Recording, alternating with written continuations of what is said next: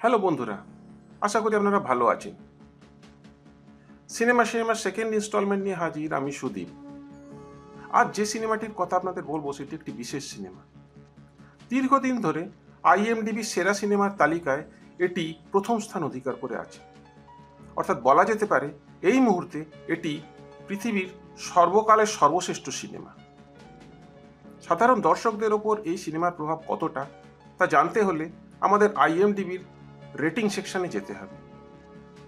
এই ইউজার রেটিংয়ে আপনি যদি যান তাহলে দেখতে পাবেন এই মুহূর্তে এই সিনেমার রেটিং হলো 9.3 আউট অফ 10।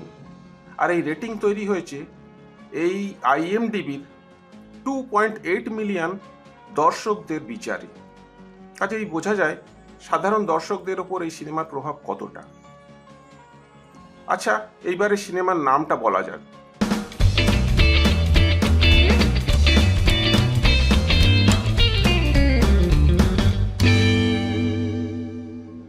এই সিনেমাটির নাম দি শশাঙ্ক রিডিমশন।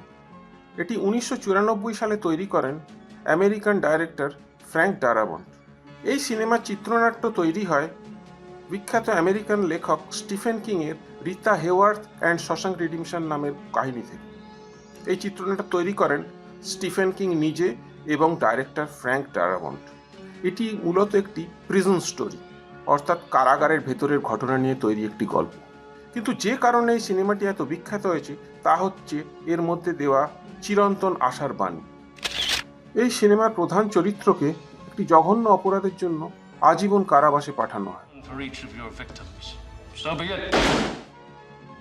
কিন্তু সে সেখানকার সেই অন্ধকার হতাশময় পরিবেশেও আশা ছাড়ে না। সিনেমা যত এগোতে থাকে আমরা ক্রমশ মানুষটাকে চিনতে শুরু করি। তার চরিত্রের অসাধারণ দৃঢ়তা এবং শক্তি আমরা অনুভব করতে পারি। সাথে সাথে আশপাশের আরও বেশ কিছু অদ্ভুত চরিত্রও আমাদের সামনে আসে।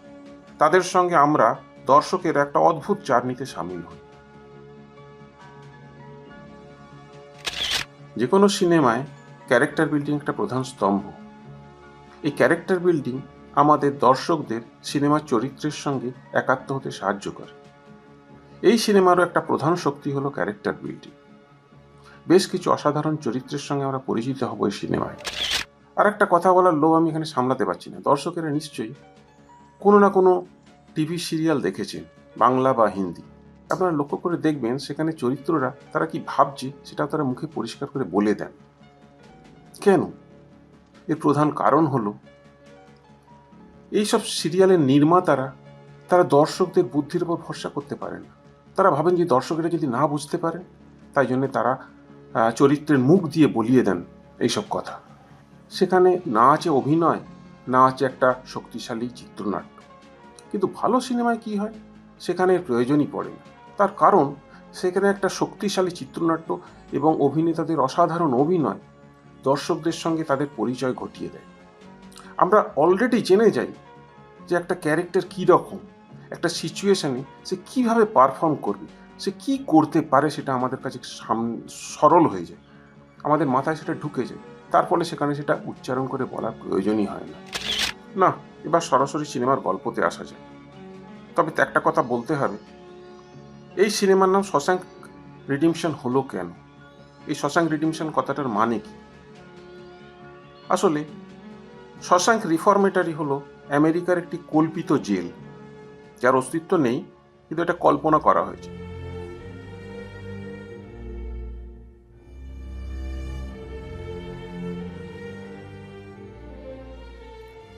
এই শশাঙ্ক রিফর্মেটরিতে আমাদের সিনেমার প্রধান চরিত্রকে পাঠানো হবে যাবজ্জীবন কারাবাসে।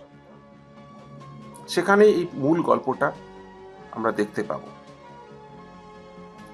আর রিডিমশন কথাটার মানে হলো কোনো কিছু থেকে মুক্তি পাওয়া। অর্থাৎ এক্ষেত্রে শশাঙ্ক কারাগার থেকে মুক্তি পাওয়া। কিন্তু দর্শকেরা সিনেমাটা পুরোটা দেখার পরই বিবেচনা করবেন এই রিডিমশন কিসের, কারাগার থেকে মুক্তি পাওয়া নাকি মনের গ্লানি থেকে মুক্তি পাওয়া। এবার সিনেমার প্লট নিয়ে কিছু বলি। এই সিনেমার প্রধান চরিত্র আমেরিকার একটি ব্যাংকের অফিসার অ্যান্ডি ডুফ্রেইন ধরা পড়েন তার স্ত্রী এবং স্ত্রীর প্রেমিককে খুন করার অপরাধে। আমরা জানি না সে সত্যি সত্যি খুনটা করেছে কিনা, ডুফ্রেন বলেন যে সে নাকি খুন করেনি। Since I am innocent of this crime, sir, I find it decidedly inconvenient that the gun was never found. কিন্তু বিচারে দুটি খুনের জন্য তাকে ডবল যাবজ্জীবন কারাদণ্ড দেওয়া হয়। You strike me as a particularly icy and remorseless man, Mr. Dufresne. It chills my blood just to look at you. By the power vested in me by the state of Maine, I hereby order you to serve 2 life sentences back to back. এবং অ্যান্ডিকে পাঠানো হয় শশাঙ্ক কারাগারে তার সাজা ভোগ করার জন্য।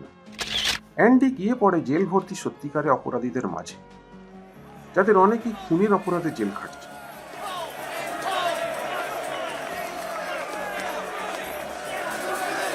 প্রথম দিকে সে কয়েদিদের হাতে নাস্তানাবুদ হতে থাকে,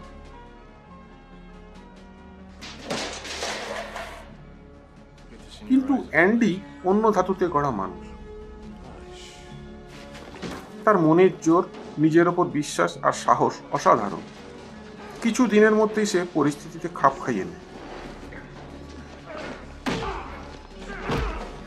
ইতিমধ্যে কয়েদিদের মধ্যে একটি বিশেষ চরিত্রের সংস্পর্শে আসে অ্যান্ডি। সে হলো এলিস রেডিং, যাকে সবাই রেড বলে ডাকে। এটিও একটি অসাধারণ চরিত্র। খুনের আসামি, 20 বছর ধরে শশাঙ্কে আছে। মাঝে মাঝে জামিনের জন্য আবেদন করে, কিন্তু প্রতিবারই তা নামঞ্জুর হয়ে যায়।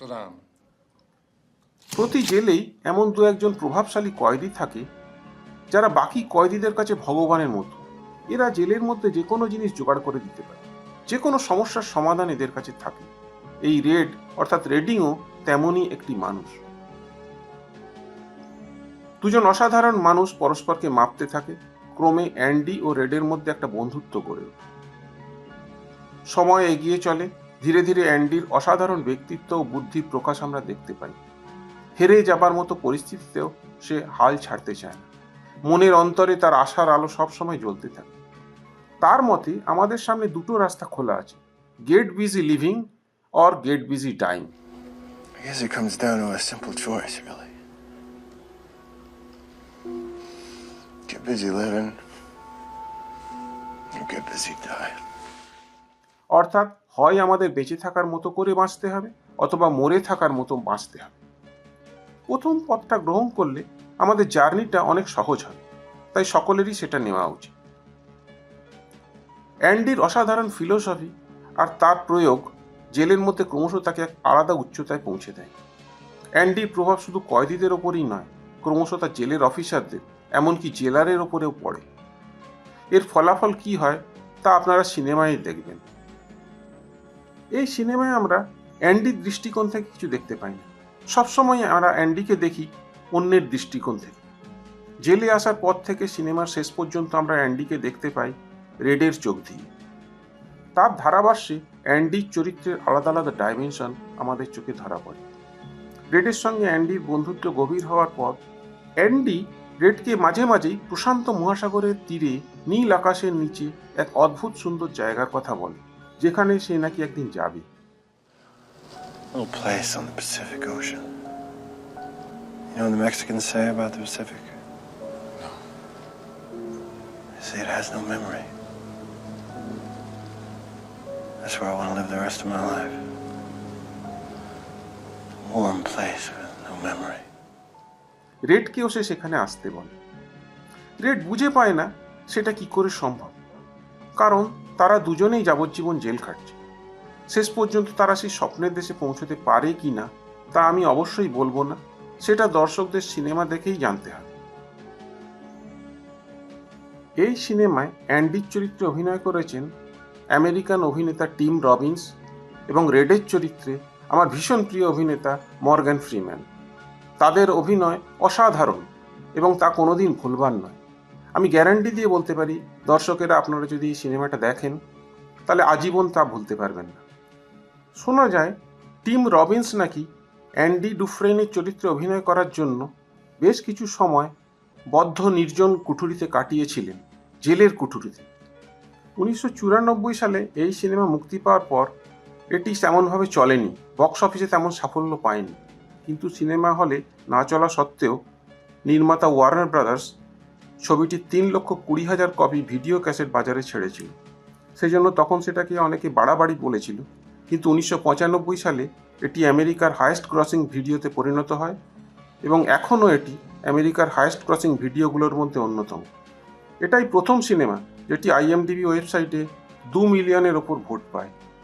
শোনা যায় বিখ্যাত অস্কারজয়ী অভিনেতা টম হ্যাঙ্কসকে প্রথম অ্যান্ডি ডুফ্রেনের চরিত্রটি অফার করা হয়েছিল, কিন্তু তিনি ফরেস্ট গাম্প সিনেমায় কাজে ব্যস্ত থাকার জন্য তা অ্যাকসেপ্ট করতে পারেননি। পরে অবশ্য ডাইরেক্টর ফ্র্যাঙ্ক ডারাবন্ট স্টিফেন কিংয়েরই গল্প থেকে তৈরি তার পরবর্তী সিনেমা গ্রিন মাইলসে টম হ্যাঙ্কসের সঙ্গে কাজ করেছিলেন। অনেক কথা হলো, আমার কাজ শেষ, এবার আপনাদের পালা।